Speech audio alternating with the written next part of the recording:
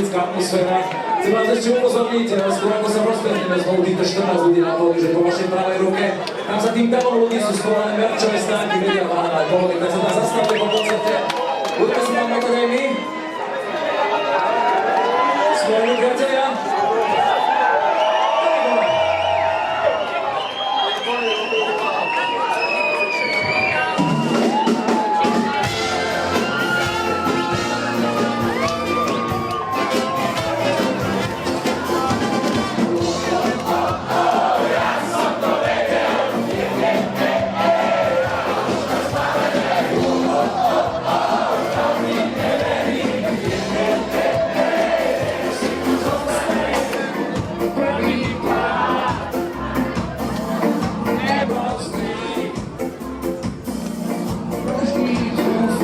Že sa tu raz vyjasní, ako dneska nad Prahou.